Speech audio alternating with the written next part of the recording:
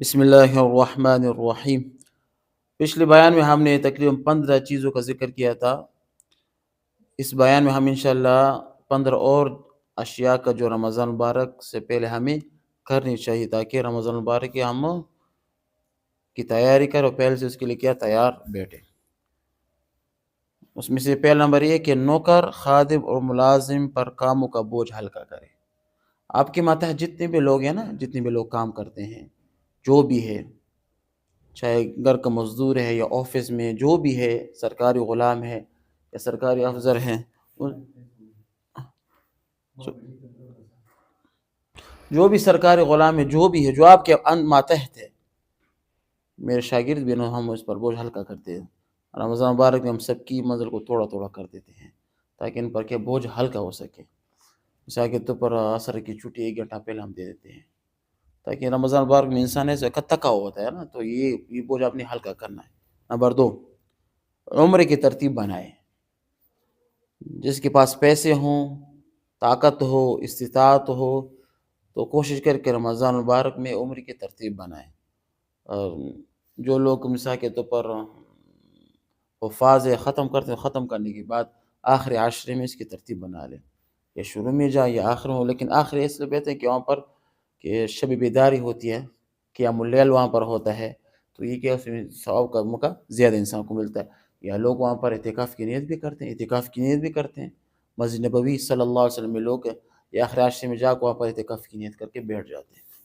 Number 3، زیادہ سے زیادہ وقت مسجد میں گزاریں۔ یہ صحیح عمل ہے۔ رمضان مبارک میں اپنے آپ کو کیا مسجد کا عادی بنا دیں، مسجد کو اپنا دوسرا گھر بنائیں کہ وہاں پر زیادہ بیٹھک ہے، لیکن گپ شپ نہیں، فضول باتوں کے لیے نہیں، ذکر اذکار، نوافل، تلاوت اور نماز، ان کے لیے آپ زیادہ سے زیادہ وہ کس میں دیں، مسجد کو دیں، ٹھیک ہے۔ نمبر 4، نیند کم کرنے کی عادت ڈالیں۔ ہمارے پاس یہاں پر الٹ ہے، ہم کہتے ہیں کہ رمضان میں نیند زیادہ کرتے ہیں، یہ صحیح نہیں ہے۔ کہتے ہیں کہ ٹائم پاس کرتے ہیں، ٹائم پاس ہو جائے۔ نیند کیوں کرتے ہیں؟ تاکہ ٹائم پاس ہو جاتا ہے۔ آج کا ایسی ترتیب ہے کہ ساری رات جاگتے ہیں، پھر صبح اٹھ کیا ہوتے ہیں، سوتے ہیں، پھر کیا کرتے ہیں، یا تو عصر کے ٹائم اٹھتے ہیں یا 2-3 بجے اٹھتے ہیں۔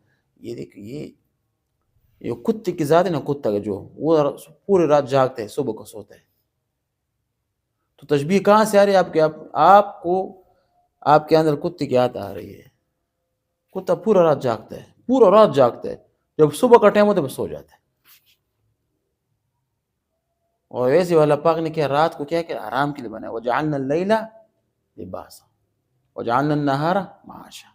دن کو کام کے لیے اور رات کو لباس پردہ ہوتا ہے، ٹھیک ہے نا، آرام کے لیے، اس کے لیے آپ کو بنایا ہے۔ نمبر 5، 40 دن تکبیر اللہ کے ساتھ نماز پڑھیں۔ مثال کے طور پر ابھی رمضان کے تقریباً 10 دن ہی، ابھی 10 دن یہاں پر پڑھیں، روز میں ویسے بھی لوگ نماز پڑھتے ہیں، تو 40 دن کی نماز اس کی ترتیب، کیونکہ یہاں پر آپ کو 2 پروانے ملتے ہیں نا۔ مثال کے طور پر آپ منافق بھی نہیں ہوں گے، جہنم میں بھی نہیں ہوں گے۔ یہ حدیث فضائل اعمال بھی اس کی حدیث بھی ہے۔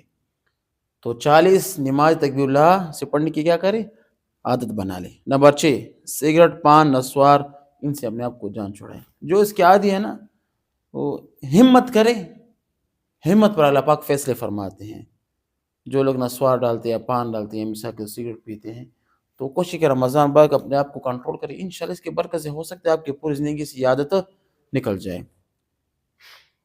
نمبر 7، ملاقاتوں کا سلسلہ محدود کریں، ٹھیک ہے نا۔ ملاقاتوں کا سلسلہ، ہاں، ایک ایسی ملاقات ہو جو ثواب کی نیت سے ہوتی ہے، کسی سے چندہ مانگنا، کسی اور کرنا، یہ صحیح ہے، کیونکہ کسی اور کے لیے فائدے کے لیے آپ جا رہے ہیں، ٹھیک ہے نا، کسی اور کے فائدے کے لیے آپ جا رہے ہیں۔ اس پر ایک حدیث مجھے یاد آ گئی کہ فضائل اعمال بھی حدیث ہے کہ ایک مرتبہ حضرت ابن عباس رضی اللہ تعالیٰ عنہما مسجد میں اعتکاف فرما رہے تھے، مسجد میں کیا فرما رہے تھے، اعتکاف فرما رہے تھے نا۔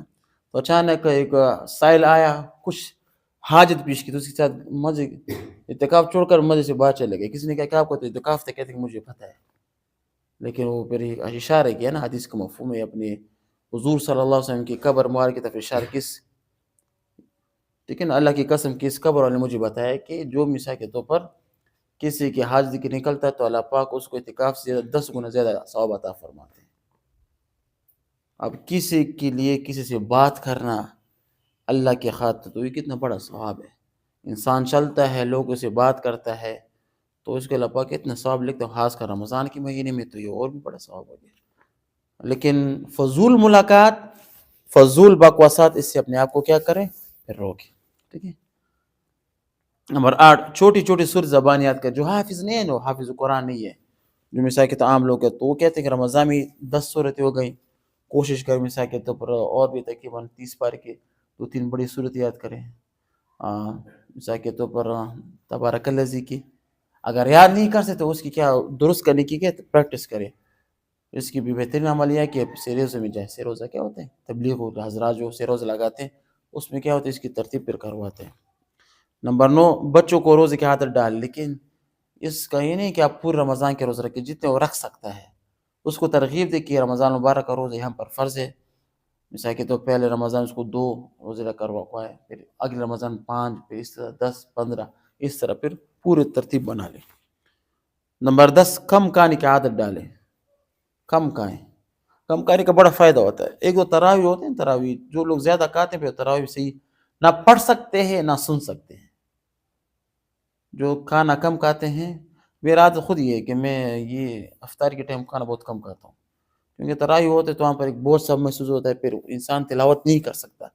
اور عام روٹین میں بھی آپ کیا کہتے ہیں، روزے میں کیا ہوتے ہیں، اگر کم کھائیں گے تو آپ کو نیند بھی کم آئے گی، کام بھی صحیح کر سکے گا، زیادہ کھائیں گے تو نیند آپ کو زیادہ آئے گی اور آپ میں کیا ہوتا ہے، ایک طرح سستی آپ کے اندر آ جائے گی۔